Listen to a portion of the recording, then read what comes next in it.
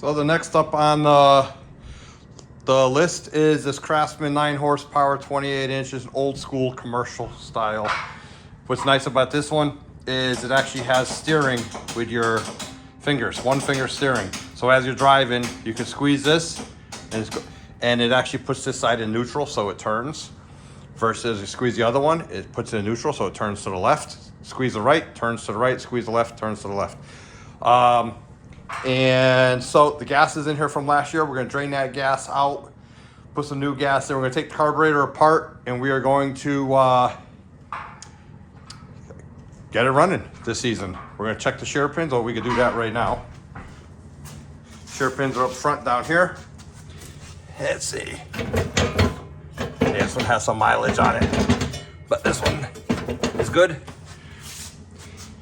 So it's just a matter of cleaning the carburetor out and getting it started.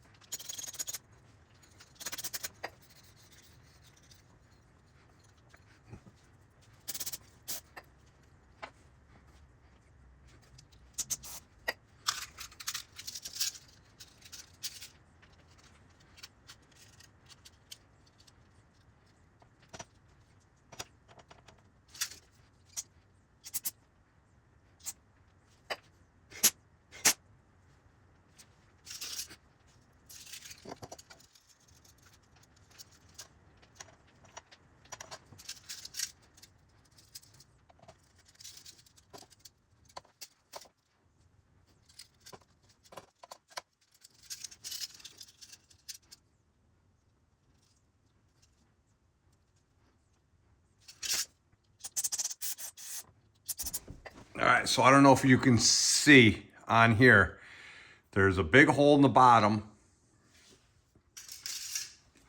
There's a big hole right here in the bottom that goes through and comes out this side.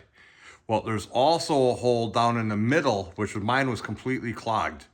And that connects this inlet to here. So basically, it sucks the fuel in through here and goes up this way. Goes up into the carburetor. So this is the bottom of the bowl. But there's also, let me see if I can find it again now. Right there, the top of the thread, there's one little hole right there.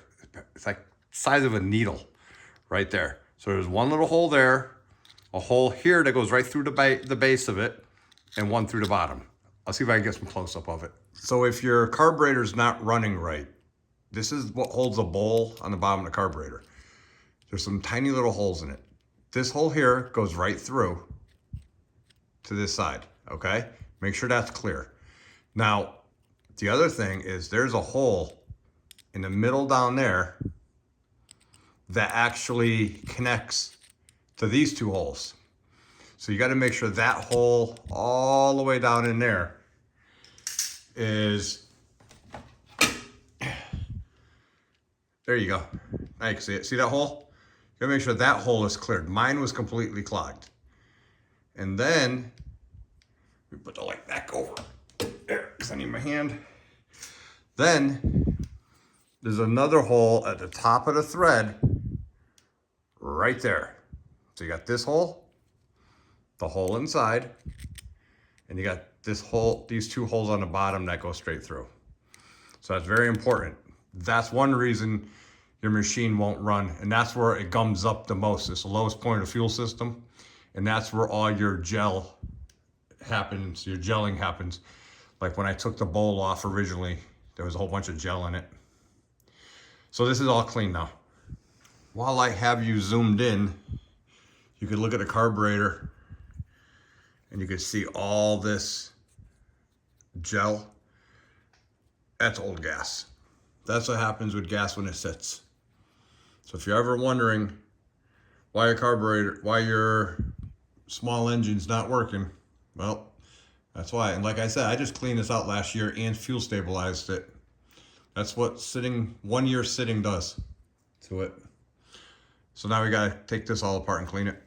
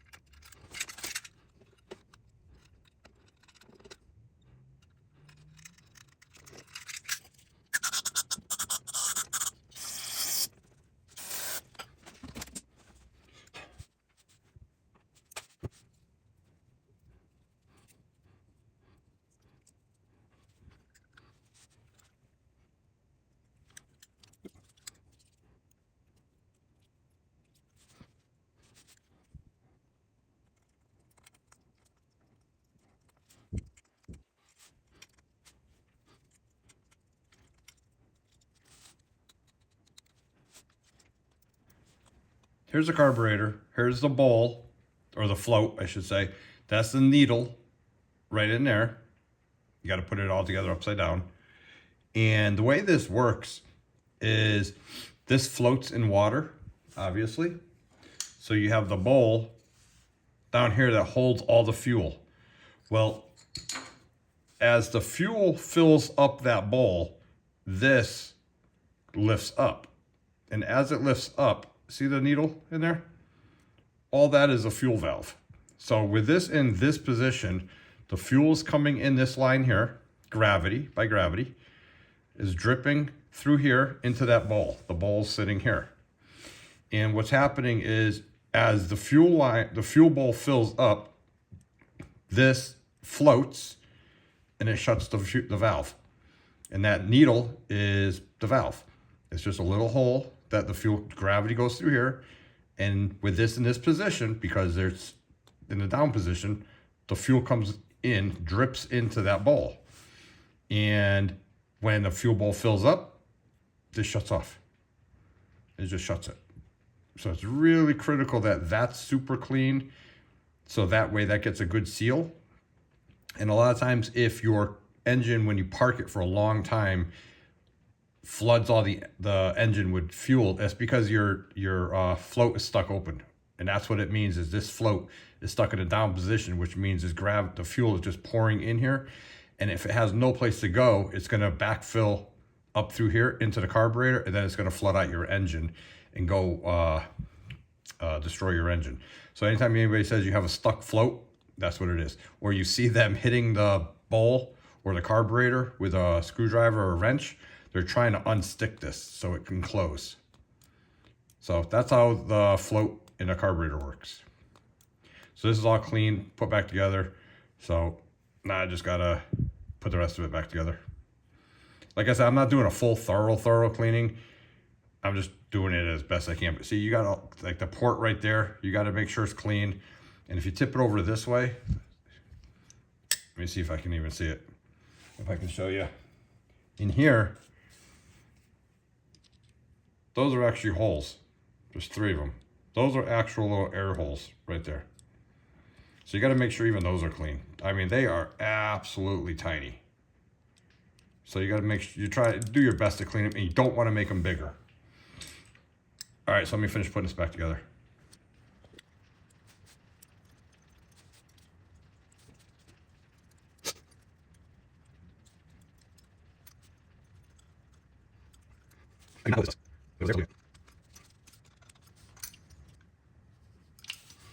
This here is your choke.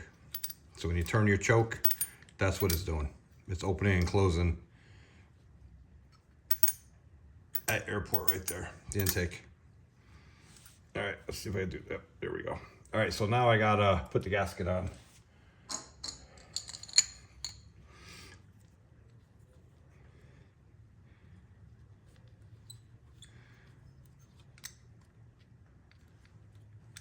So make sure that sits nice all the way around. Cleaned out the bowl, got rid of all the debris that was in there. Make sure that sits properly all the way around.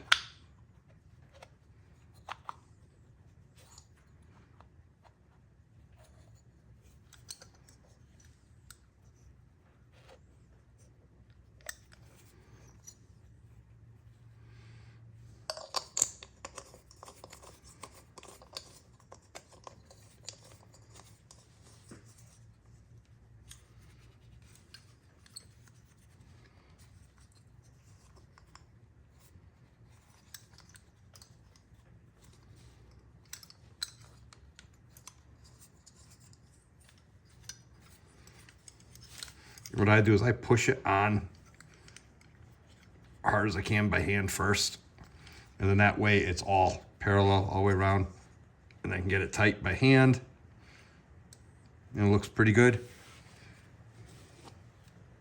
And then I got to get the 1/2 inch socket, and you cannot go too tight with these because you'll split that O-ring. Just snug it up. Make sure your gasket's on here too. And that is the carburetor. All back together. So you can see some of the debris. That's from 2 carburetors. That's from the other Craftsman also. Time to put it back on the machine. So we have the throttle linkage, which goes in this hole. Goes on this machine. It came out of this hole, so it's gonna go back in this hole. There's 3 choices, but it's going back in this one. You have the fuel line, which comes from the fuel tank, which is on the other side of the machine. And you have this vacuum line right here, which is gonna go right there. So the first thing is gonna be to try to get this linkage without bending it in there.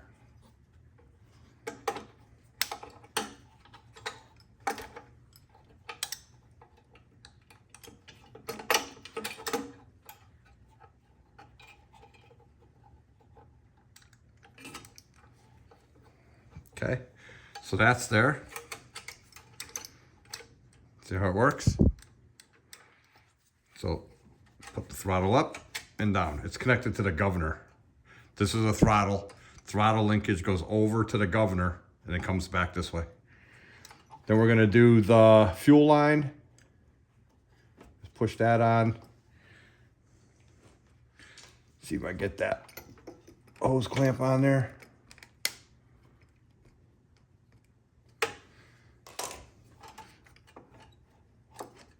Push that through. And then now this particular one has the nut and screw. It's a Phillips, a large Phillips, like that.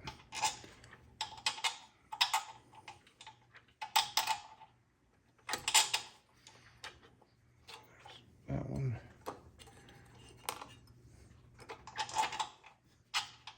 That one. And they're brass nuts.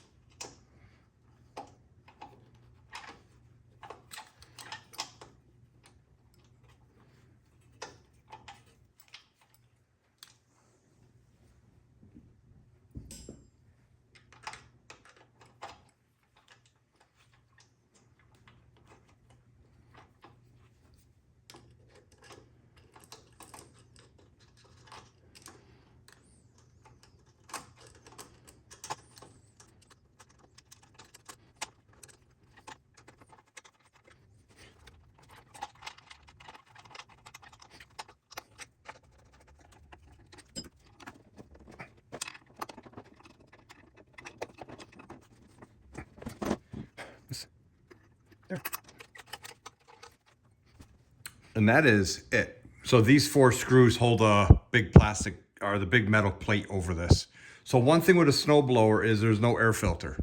If you notice on a normal lawnmower or any other small engine that you use in the summer, spring, or fall has an air filter. Snowblowers cannot have an air filter because the snow will get stuck to it and it'll freeze over and you won't get air into the engine. So that's why that's how you know if it's a snowblower engine or not. It would have an air filter on it. So this does not have an air filter.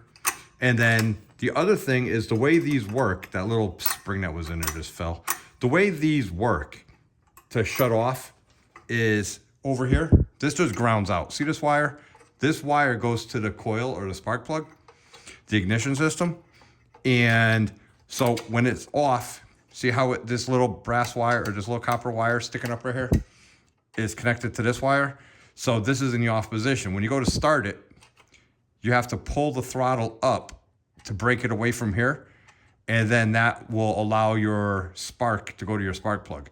So when it's running and you're gonna shut it off, that's all it does is it grounds out the spark plug. It's like disconnecting the spark plug, basically is what you're doing.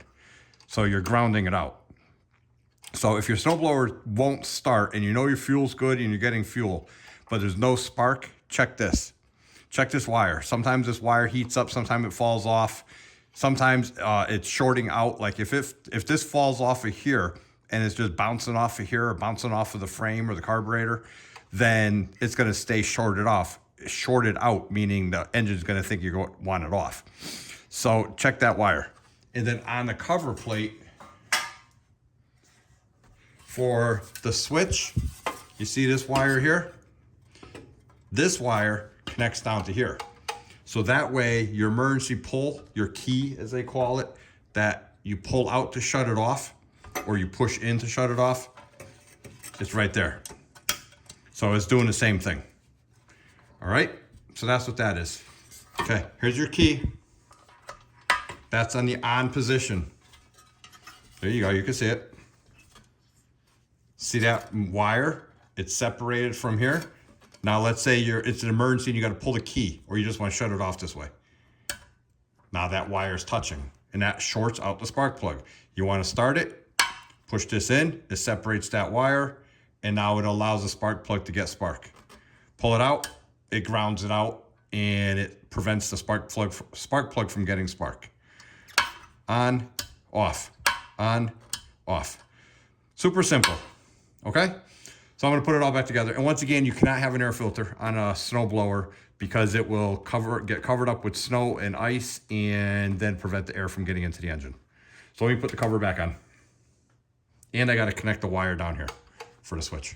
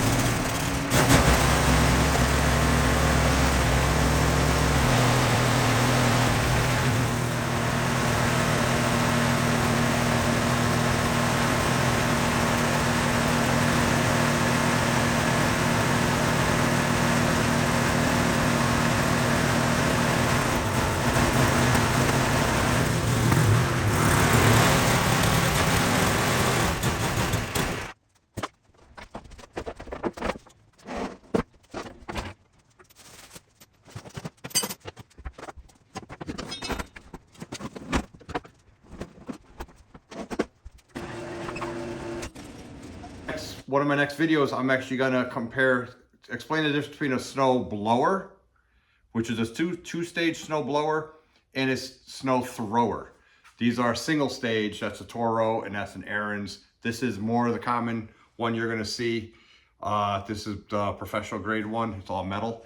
But I'll do a video comparing the two, it'll be real quick. It'll show you the difference between the two, and I'll show you how to adjust the tension on these two when they start wearing out. So that was a snow blower, two-stage, old school. I did that newer Craftsman back there in the other video. And the upcoming video, I'm gonna compare snow blowers and snow throwers. It's actually hard doing this backwards. Feel bad for meteorologists doing it on the big screen, doing the weather. All right, well anyways, hope you enjoyed. Give me a like and subscribe. See you on the next video. And I got a whole bunch more stuff I gotta fix around here. So I'll see you up on some of the upcoming videos. Give me a like and subscribe if possible, and feel free to comment, preferably the positive comments. I don't like negative comments. Negative comments you can get anywhere. Want to keep it a kid-friendly channel. So, all right, see you in the next one.